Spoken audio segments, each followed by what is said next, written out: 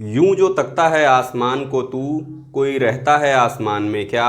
ये मुझे चैन क्यों नहीं पड़ता, एक ही शख्स था जहान में क्या। वैसे आसमान में तो सिर्फ चाँद ही रहता है, और आसमान में इस चाँद की तारीफ़ में लेखकों, कवियों और शायरों ने इसकी तारीफ़ में खूब कसीदे कसे हैं। लेकिन इस वक्त इस चाँद की तारीफ़ में जो कसीदे कसे जाते हैं उस पर खलल डलती दिख रही है, और वह खलल डालने वाला है पृथ्वी का दूसरा चाँद यानी मिनी मून।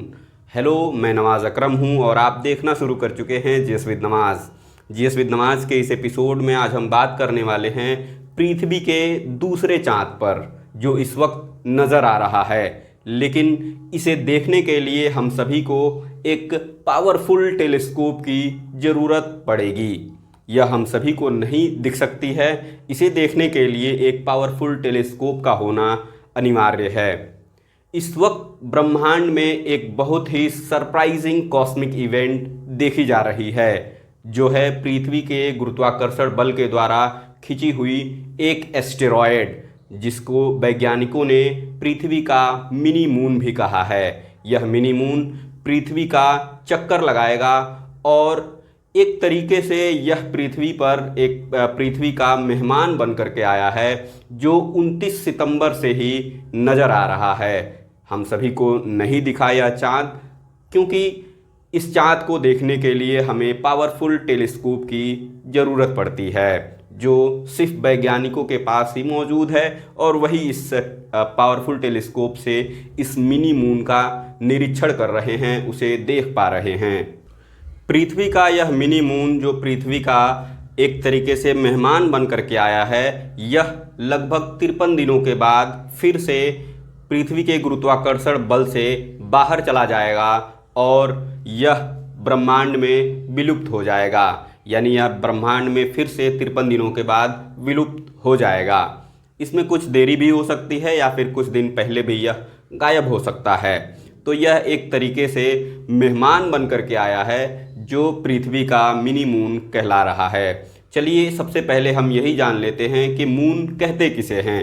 मून यानी जब कोई भी नेचुरल ऑब्जेक्ट जब किसी भी ग्रह का चक्कर लगाने लगता है, उसके आसपास घूमने लगता है, तो उस नेचुरल ऑब्जेक्ट को नाम दिया जाता है मून। यानी उस नेचुरल ऑब्जेक्ट को हम उस ग्रह का चंद्रमा कहते हैं। मरकरी और वीनस के अलावा सोलर सिस्टम के बाकी सभी प्लैनेट्स के पास अपने अपने मून मौजूद हैं। पृथ्वी के पास भी सिर्फ एक मून मौजूद है। सैटर्न, जुपिटर, यूरेनस, इन सभी के पास अधिक संख्या में भी चंद्रमा की संख्या अधिक मात्रा में भी देखी जाती है। दरअसल यह मिनी मून यानी यह एस्टेरॉयड सूर्य का चक्कर लगाते लगाते पृथ्वी के इतना करीब हो गई कि पृथ्वी के गुरुत्वाकर्षण बल ने इसे अपनी तरफ आकर्षित कर लिया, जिसके बाद यह सूर्य का नहीं बल्कि पृथ्वी का चक्कर लगाने लगा है। अब हम इसमें देखने वाले हैं कि कौन कौन से इसमें और भी इवेंट्स नज़र आते हैं।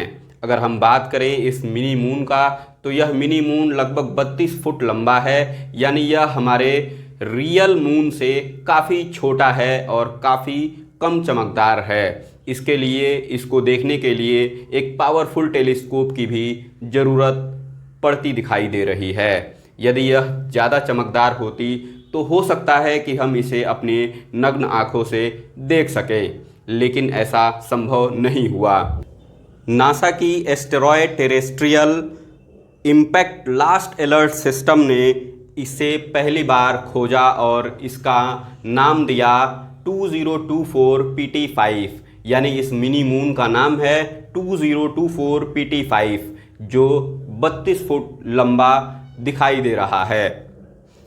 वैज्ञानिकों ने इसके अलावा इसमें बताया है कि यह जो मिनी मून नज़र आ रहा है, जो एक एस्टेरॉयड है, यह एस्टेरॉयड अर्जुन एस्टेरॉयड बेल्ट से ताल्लुकात रखता है।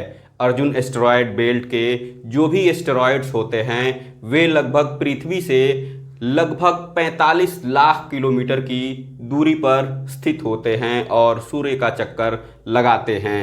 इसमें और भी चीज़ें देखती हुई नज़र आ रही हैं, जिसका निरीक्षण इसरो भी कर रहा है। इसरो यानी भारत की जो स्पेस एजेंसी है इसरो, वह भी इस पर निरीक्षण कर रहा है और इसरो ने यह साफ किया है कि यह जो एस्टेरॉयड है यह पृथ्वी से कई लाख किलोमीटर दूर है, जो पृथ्वी से कभी नहीं टकरा सकता।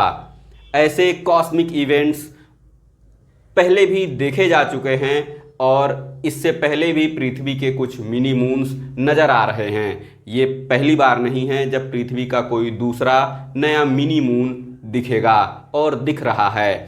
ऐसा आगे भी हो सकता है जब कभी भी एस्टेरॉयड जो पृथ्वी के गुरुत्वाकर्षण बल के द्वारा खींच लिए जाते हैं वह पृथ्वी का ही चक्कर लगाने लगते हैं और इस कारण उनको हम पृथ्वी का मिनी मून भी कहते हैं। अगर हम बात करें एस्टेरॉयड्स की, तो एस्टेरॉयड्स जो होते हैं ये मार्स और जुपिटर के बेल्ट में इनका एक ऑर्बिट में इनका एक अलग एस्टेरॉयड बेल्ट होता है जो सन का चक्कर लगाते हैं, यानी यह सूर्य का चक्कर लगाते हैं, जो मार्स और जुपिटर के बीच में जो इनकी बेल्ट पाई जाती है। ऐसे ही और भी वीडियोस को देखने के लिए जीएस विद नमाज के चैनल को सब्सक्राइब करना ना भूलें। हमारे इंस्टा पेज जीएस विद नमाज और नमाज जीयू को भी फॉलो करना ना भूलें और हमारे चैनल को लाइक करें, सब्सक्राइब करें और कमेंट में बताएं कि आपको यह वीडियो कैसी लगी। ऐसे और भी वीडियोस आते रहेंगे। स्वस्थ रहिए, मस्त रहिए और देखते रहिए जीएस विद नमाज। तब तक के लिए धन्यवाद।